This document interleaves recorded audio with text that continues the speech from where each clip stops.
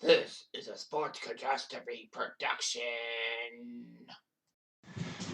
Hey there, Heather Ho, there's Jeff Cutter Diamond. Welcome you to another Sports Catastrophe on the State. And on this date, the end the month of July. It's July 31st, 1978. As the Cincinnati Reds take on the Atlanta Braves. And as you can see by the graphic, it's one of the most impressive things that Pete Rose could do as a player. He was aiming to tie Wee Willie Keeler's National League record of 44 straight games with a hit. Everyone knows about the long hitting streak of Joe DiMaggio and his 56-game hitting streak. But the National League one was far less than what DiMaggio did. So,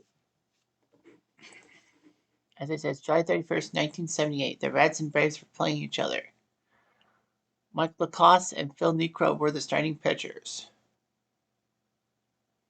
in this game. On a Monday evening at Fulton County Stadium, the Reds used Pete Rose at third base and to lead off, Ken Griffey Sr. in right field, Dan Driessen at first, George Foster left field, Johnny Bench catching, Davey Concepcion at short, Cesar Geronimo center, Junior Kennedy at second, and of course the pitcher Lacoste.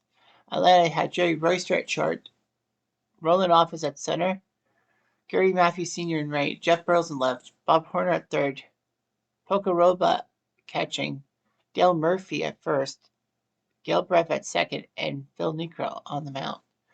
Obviously, with a knuckleballer, Pete Rose was going to get himself into it. It was people clutching at straws. So anyway, everyone knows about DiMaggio's 56-game hitting streak, as I said.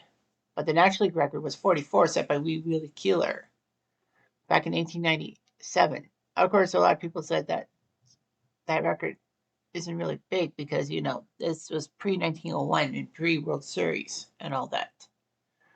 But does it really matter? No. So anyway, an innocent base hit by Pete Rose on June 14th, 1978 against Dave Roberts of the Chicago Cubs. Not that Dave Roberts.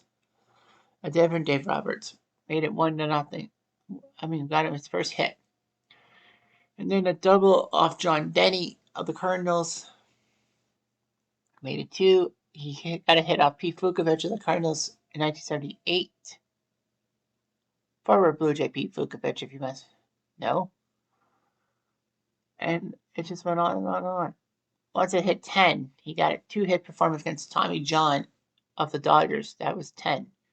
And then for 5 straight games, he only got 1 single hit, but that extended the streak. By the end of June 1978, it was a 16-game streak after a 3-hit performance against Bob Welch. He then went through January and went through hits like there was no tomorrow. Many times he actually had multiple hits in a game. Once he hit 25 games with a 3-hit performance against the Giants and Ed Halicki. Then the media proceeded to try to follow it. He got a hit off Jerry Koosman July 13th after the All-Star game to run his streak to 26 games. Then the next game, number 27, he did it off Pat Zachary, base hit, and Craig Swan of the Mets and Paul Siebert of the Mets. After getting a hit off Russ Grimsley, July 17, 1978, it was now a 30-game streak. He would put up a few hits against the Expos, with Hal Dewes being the victim of game number 31. Game number 32 happened with Ron Reed of the Phillies getting hit off him. 33rd game was against the famous Jim Kaat of Philadelphia fame. And then he took care of Russ Grimsley with a base hit in Game 34, July 21st. Game 35, he got one off Dan Schatzester, and then a pair off Steve Rogers to make it 36. Then the Mets, again, he tormented them. Pat Zachary, Craig Swan, and Nino Espinoza